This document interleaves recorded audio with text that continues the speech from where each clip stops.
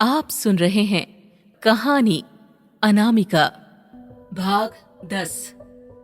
वैदेही की चिता धू धू करके जल रही है।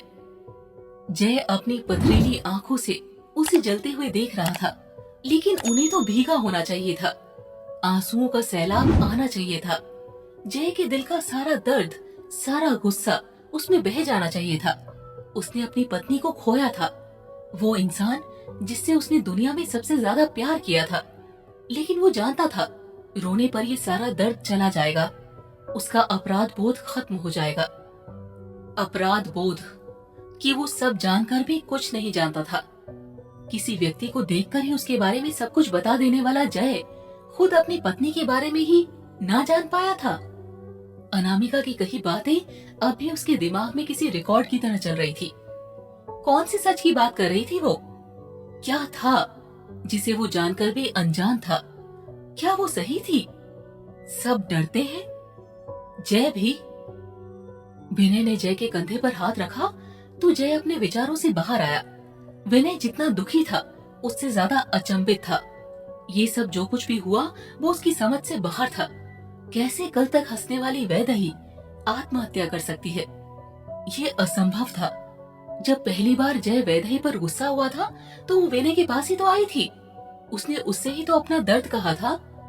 विनय को पता था कि जय का गुस्सा ज्यादा देर न टिकेगा, लेकिन उस पागल को कौन समझाए? वो तो बेतहाशा रोए जा रही थी, जैसे किसी बच्चे को उसकी माँ से अलग कर दिया हो और उसे लगा हो कि अब उसका कोई नहीं रहा है। अपना हर छोटा बड़ा दर्द तो वैदेही उससे कहती थी, फिर कैसे उसने इतना बड़ा कदम उठा लिया और विनय को भनक तक न लगी थी? कैसे वो उसके हंसते चेहरे के पीछे का गम नहीं देख पाया था? जय ने नजर उठाकर सामने देखा तो उसे दूर सड़क पर पुलिस की जीप के पास एक आकृति खड़ी दिखी। ये स्नेहा थी। 2 साल पहले जय और वैदेही की शादी को 1 महीना ही हुआ था। जय जहां अपने नए खुले मेंटल असाइलम में व्यस्त था तो वैदेही घर पर ही रहती थी। जय चाहता था कि शादी के बाद वैदेही भी कोई काम करे और कुछ नहीं तो उसकी ही मदद कर दे, लेकिन वैदेही ऐसा नहीं चाहती थी। वो घर पर ही रहकर घर संभालना चाहती थी, जैसे वो कोई लंबी यात्रा करके आई हो और जय उसकी मंजिल हो। वही उसका सब कुछ था और इसके आगे वो कुछ हासिल नहीं करना चाहती थी। जय नहाकर बाहर आया तो वैदेही आराम कुर्सी पर बैठकर कुछ पढ़ रही थी। जय जाकर तैयार होने लगा। मेरे जूते कहाँ रख दिए? जय ने कपड़े पहनते हुए वैदेही को आवाज लगाई। आज जय को नया अकाउंट खुलवाने के लिए बैंक जाना था और वो पहले से ही लेट था। पलंग के नीचे देखो, वैदेही ने बैठे बैठे ही जवाब दिया। जय ने झुककर पलंग के नीचे देखे तो जूते दुबक कर बैठे हुए थे। और मेरा पर्स कहाँ है? जय ने जूते पहनते हुए पूछा। पलंग के फर्स्ट ड्रॉर में, जवाब आया। पर्स भी वहीं मिल गया। जय तैयार होकर बाहर आ गया। वैदेही अब भी पढ़ रही थी। ये एक डायरी थी। ऐसा क्या पढ़ रही हो जो मेरी तरफ देखने का टाइम भी नहीं है? जय ने नाश्ता लेते हुए कहा। मेरी एक दोस्त की डायरी है। वैदेही ने डायरी बंद कर साइड में रखते हुए कहा। कौन सी दोस्त? और उसकी डायरी तुम्हारे पास क्या कर रही है? जय ने वैदेही को घूरते हुए पूछा। मीनाक्षी, वैदेही ने जय को देखते हुए कहा। वो अब इस दुनिया में नहीं है। ओह, क्या हुआ उसे? जय ने 1 सेकंड रुक कर कहा। ऐसा कुछ जो शायद तुम सुनना ना चाहो, वैदेही ने मुस्कुराते हुए कहा। हाँ जान, आज तो कुछ सुनने का टाइम भी नहीं है। जय ने नाश्ते की प्लेट रख दी। मैं शाम को लेट हो जाऊंगा, तुम खाना खा लेना। जय ने वैदेही के पास जाकर वैदेही को किस करते हुए कहा। ठीक है, ध्यान रखना, वैदेही ने कहा। जयपुर नेशनल बैंक के लिए एक आम दिन था। बाहर गेट पर चौकीदार ऊँघ रहा था और आने जाने वालों को निहार कर अपना समय काट रहा था। अंदर सभी कर्मचारी अपनी पूरी मुस्तैदी से ड्यूटी बजा रहे थे। प्राइवेट बैंक की सरकारी बैंक के मुकाबले यही अच्छी बात है। इनके कर्मचारियों को तनख्वाह भले ही कम मिले मगर काम पूरा करते हैं। उन्हें पता है कि उनकी वेतन वृद्धि उनके काम के आधार पर होगा, न कि संसद में पास किसी वेतनमान के आधार पर। लंच होने में अभी कोई घंटा भर बाकी होगा और कैशियर पूरी स्फूर्ति के साथ पैसा जमा कर रहा था। जय, जो कि यहाँ पैसा जमा कराने आया था, एक फॉर्म भर रहा था। अपना नहीं, एक वृद्ध का, जो कि यहाँ अपनी पेंशन के पैसे निकलवाने आए थे, लेकिन शायद अनपढ़ थे। जय को देर तो हो रही थी, लेकिन एक वृद्ध को सहायता के लिए वो मना नहीं कर सकता था। तभी अचानक एक आवाज गूंजी। सभी सन्न रह गए। ये बंदूक की आवाज थी। जय ने दरवाजे की तरफ देखा तो 3-4 नकाबपोशों ने हाथ में बंदूक ताने बैंक में प्रवेश किया। सभी लोग फर्श पर लेट जाओ, उनमें से एक ने हवा में बंदूक लहराते हुए चेतावनी दी। सभी ने उसकी अनुपालना की। दूसरे ने पीछे से चैनल गेट बंद कर दिया। तीसरा दौड़कर कैशियर के पास गया और उसके सर पर बंदूक तान दी। चौथा तब तक मैनेजर के केबिन में था और उसे खींचता हुआ बाहर ले आया। कुछ ही पल में सब लोग फर्श पर लेटे थे। चारों तरफ दहशत का माहौल फैल चुका था। जय ने नजर उठाकर देखा, चारों बदमाश युवा थे और जिस प्रकार हड़बड़ी में काम कर रहे थे, ये उनकी पहली डकैती लग रही थी।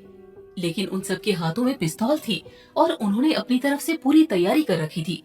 जय के पास ही एक लड़की लेटी थी। पहनावे से पता चलता था कि इसी बैंक में काम करती थी। उम्र में कोई 22-23 साल की होगी और शायद बैंक में नई ही आई थी। वो बार बार नजरें उठाकर पास वाले केबिन की तरफ देख रही थी। जय ने एक बार उसे देखा और फिर वापस अपना ध्यान डकैतों पर लगा दिया। एक डकैत कैशियर के पास गया और उसके पास का सारा कैश बैग में डाल लिया। दूसरे ने मैनेजर के सर पर बंदूक तान कर कुछ कहा। संभवतः वो वॉल्ट की चाबी मांग रहा था। मैनेजर भी अपनी जान पर खतरा नहीं लेना चाहता था। उसने कुछ कहा और दोनों मैनेजर के केबिन में गए। कुछ ही देर में दोनों एक चाबी के साथ बाहर आए। डकैत ने उसे फर्श पर लेटने को कहा।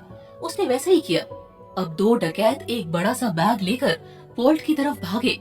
उनके लिए समय ही सबसे महत्वपूर्ण था। बाकी दो अब भी बंदूक लिए वहीं खड़े थे। तभी एक बच्चे के रोने की आवाज आई। सबका ध्यान उसकी तरफ चला गया। एक माँ अपने 3 साल के बच्चे को लेकर लेटी थी।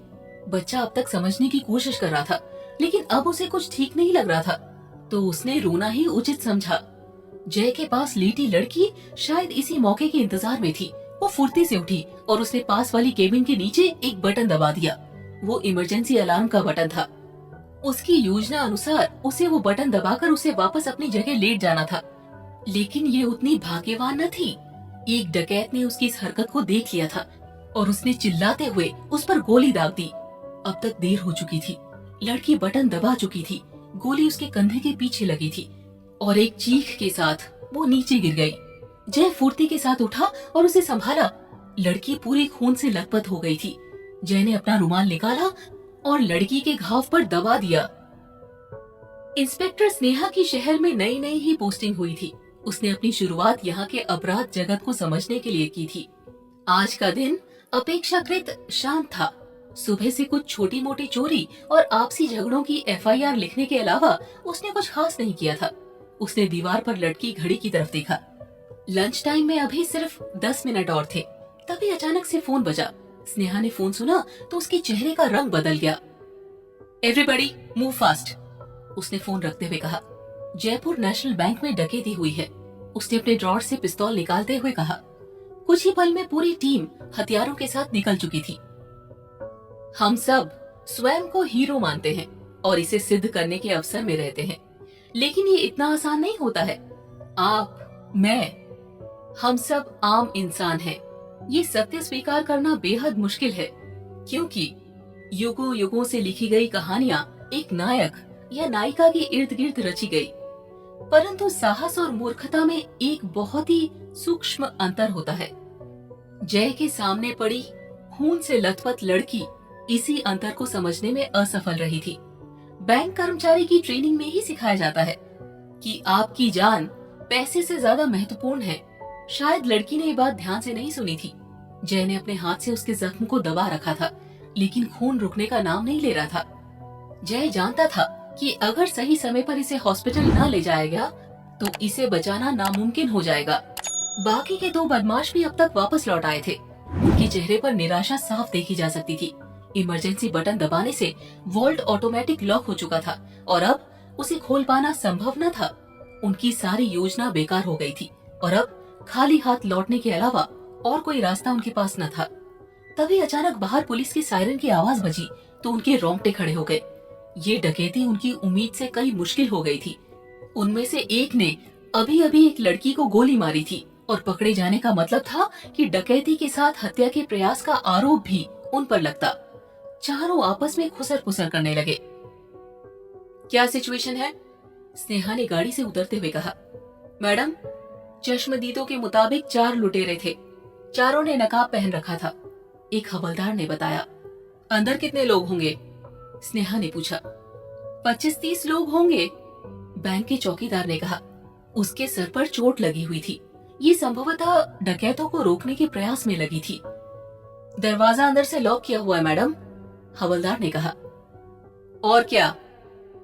कुछ देर पहले अंदर से गोली की आवाज भी सुनाई दी गई है। हो सकता है डराने के लिए चलाई गई हो, स्नेहा ने नजरअंदाज करते हुए कहा। माइक। स्नेहा ने हवलदार की तरफ देखा। वो भाग के गया और एक माइक लेकर आ गया। सभी लोग अपनी पोजीशन ले लो। स्नेहा ने माइक हाथ में ले लिया था। तुम लोगों को पुलिस ने घेर लिया है, स्नेहा ने माइक पर कहा। यहाँ से बचने का अब कोई रास्ता नहीं है। खुद को पुलिस के हवाले कर दो।